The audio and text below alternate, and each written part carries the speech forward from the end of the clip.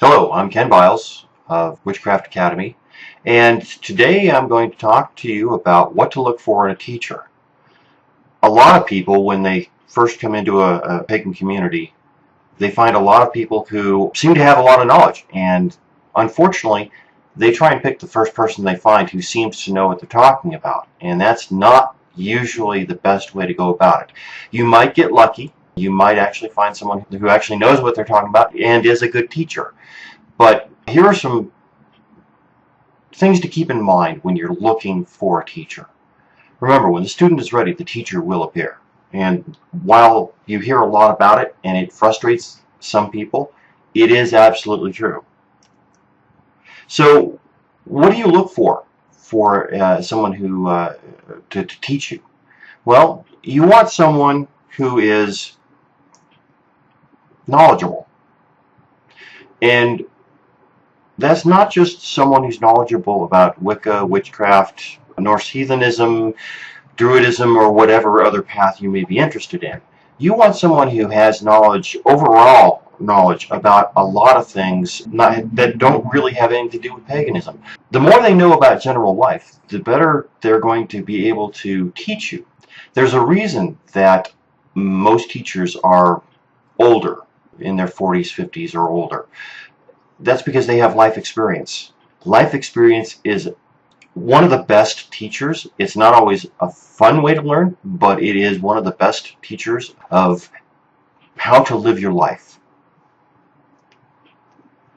You also want someone who has their own life together.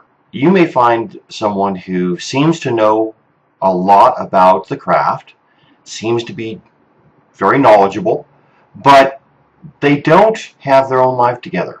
They're always late wherever they go. They may not have a consistent job. Basically, if you find someone who seems to know what they're talking about, but they're couch surfing on with people in the community, they're probably not that great of a witch, because if they were, they would be much better off in their own life. Witchcraft and general life, real day-to-day life, are highly integrated. They're not two different things. And so if a person is not together in their own life, if they're not living the dream, if they're not happy where they're at, or if they're not where you'd like to be, that's probably the best way to put it. If they're not where you'd like to be in their everyday life, they're probably not the right person to teach you. You also will find a lot of different opinions around your community. There will be people with highly diverse, even extreme opinions on what witchcraft is and how it should be practiced. If you're looking for a teacher, you want to find someone who says things that make sense to you. You're looking for a person whose outlook on life and outlook on spirituality is close to your own, because they're going to be someone that you can relate to, who can relate to you, and is going to be much more likely to show you the things you want to know. One of the most important things to look for in a teacher is someone you feel you can trust. Trust is one of the biggest parts of a teacher-student relationship. In fact, when I question a potential student, one of the questions I ask is, do you trust me?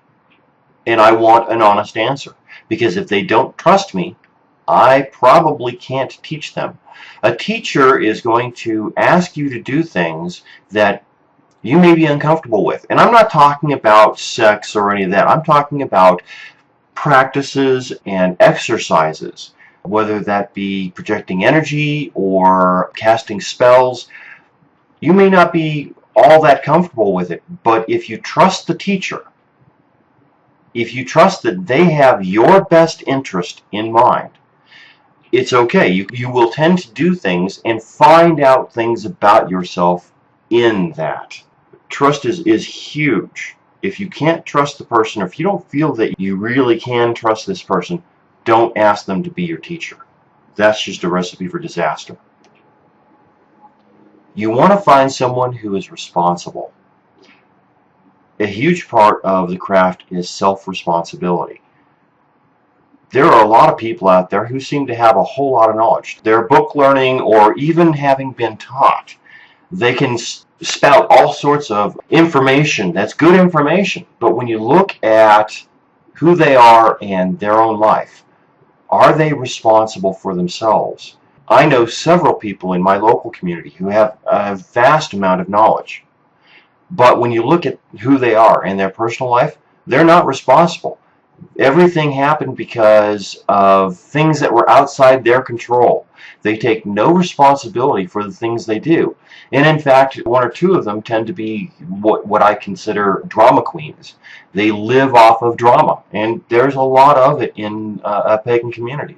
Both the normal, average, everyday kind and the kind that people stir up on purpose. So you want somebody who's responsible. You don't want someone who's going to stir up a lot of drama, because if they thrive on drama, they're going to use you to create that drama. That's not something you want in a teacher. You want to find someone who has some form of organization. And the reason I include this is because teaching a student is a lot different from teaching a class. A class is a single event, and it doesn't take quite as much organization. You simply have to research what you're going to teach, put together your facts, and present them. When you're teaching a student, you're taking that person on for typically a year and a day, and typically once a week at least for that year and a day. That means that you have to be organized well enough to be able to have classes planned out in advance, at least a syllabus or an outline of what you intend to teach and when. If you can't do that, if a potential teacher can't do that, they probably aren't going to be a very good teacher. You also want to find someone who is well known in the local community, preferably someone who's a leader in that community. And typically that's what you'll find. The better teachers tend to be leaders in their community. They are the doers. There's an old saying, how do you become a leader in the pagan community? You do something. The people who do tend to be the ones out in front leading, and so they're the ones who tend to be organized and trustable and responsible. And not always, but a lot of times they tend to be the ones that have their life together. So these are the people you're looking for. You may find that as a new person in a community, you get approached by various people saying, hey, I know what I'm talking about. Why don't you come and be my student? Okay, that's all good and well. Typically, the best teachers don't ask people to be their students. Typically, the best teachers wait to be asked to teach. If someone is asking you to be their student, they probably aren't the best teacher. And they probably are on the fringe of the community. That's not necessarily a bad thing. I, at one time, was very much on the fringe of my community. But that was also 20 years ago. And in the last 25 years, I've become very well known in my community because I have done things. I have helped the community. I have helped run pagan festivals. I have helped out with various events going on. I was part of Pagan Pride for several years. So a good teacher, or a person to look for as a potential teacher, is going to tend to be someone who is well known and does a lot of things within the community. People know who they are. If someone comes up and says, hey, I'd like to teach you, and you get their name and you start asking around the community and nobody knows who this person is, probably should not use them as a teacher. At least not at this point. Wait until they become better known. I'm not going to say they're going to be a bad teacher. I don't know. But if they are a good teacher, they're going to become known. If nothing else, they're going to become known as a good teacher. You also want to find a teacher who will push you out of your comfort zone. This goes back to number 4, someone you can trust. A good teacher is going to have you do things that may not seem all that relevant or helpful at the time. I'm going to assume you've all seen The Karate Kid, wax on, wax off. You know, he's got him building fences and waxing his car, and none of this has anything to do with martial arts. Well, then he starts to show him why he had him do what he did in the way he did. Part of it was to find out, will he do these things? Is he willing to do what it takes to learn? The other part was to create muscle memory. If you're wax on, wax off is a fantastic way of teaching basic defense, how to keep a person from striking you. Well, the same thing goes for witchcraft. There are going to be things that a teacher may ask you to do that make no sense whatsoever when they ask you to do it. And that's fine. A good teacher is going to have you do things around their house, around their yard, in the community that have nothing, or at least seem to have nothing to do with them teaching you about Wicca, witchcraft, or whatever other pagan path you may be following or want to follow. They're going to push you. They're going to push you beyond where you're comfortable. And that's a good thing, because the farther beyond your comfort level you go, the more you learn. We don't learn when we're comfortable. When life is good, when everything is going well, you don't tend to be learning a whole lot. You're sitting back and relaxing and enjoying life. It's only when life becomes hard, when the setbacks in life happen, that you later on you realize, oh, I learned quite a bit from that. Well, the same thing goes for teaching the craft. A good teacher is going to push you out of that comfort zone in order to have you learn new things. Now, I'm going to tell you a bit of a story here. This is about one of my first teachers. This is a woman she was part of one of the 3 couples who was running the local community when I first started back in the late 80s. She was working part-time at a local pagan bookstore. It was a second job. I don't know if she was volunteer, whether she was getting paid or not, but I looked at it as a volunteer job. She had a regular 40-hour-a-week job, but in addition, she was helping out what was at the time the only pagan bookstore in town. And this is 30 years ago, so I was in my 20s. I was a 20-something at the time.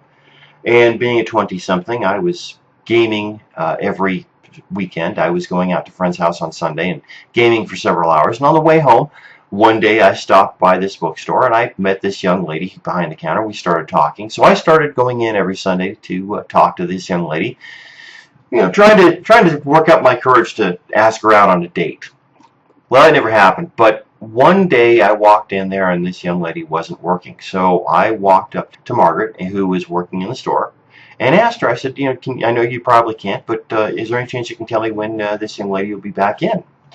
And this was my first experience with seeing the priestess. And I put the priestess uppercase and in quotes. This woman, Margaret, is, to this day, she has my utmost admiration and respect. But I didn't know her very well at the time. I knew who she was, but I didn't know her. So I'd asked her about this young lady, and Margaret was older, probably in her 50s at the time, had gray hair. I'm 6'3", 6'4", and she's maybe 5'5".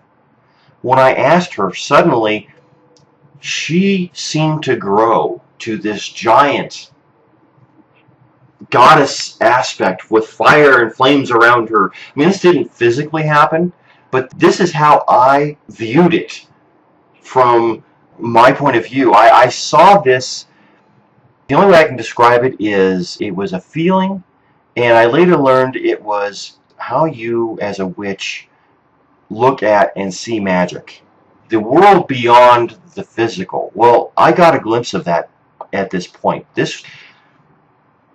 I hate to say little old lady because she wasn't that old at the time, but she seemed to be, considering I was in my 20s, had suddenly, from this 5'5", very pleasant, grandmotherly woman, had become this huge priestess. This warrior priestess is the only way I can describe what I felt.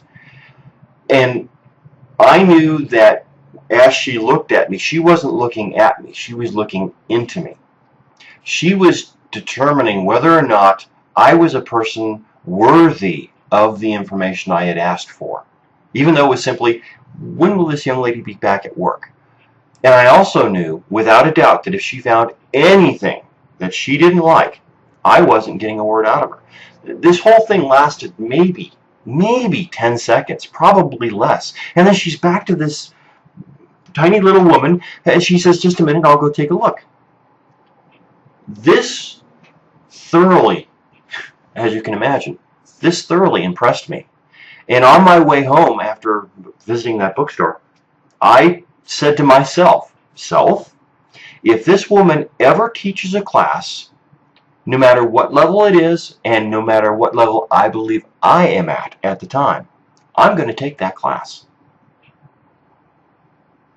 And as it happens, a couple of years later, she and her then husband had started their own bookstore, and she started teaching a year and a day class. It was a basic level. We're going to assume you know nothing. They came to the open full moon that was happening. It still happens actually all the time, every month, with forms to fill out. They were application forms. They brought, I don't know, maybe 20 forms, knowing full well that they were going to reject a whole bunch of them.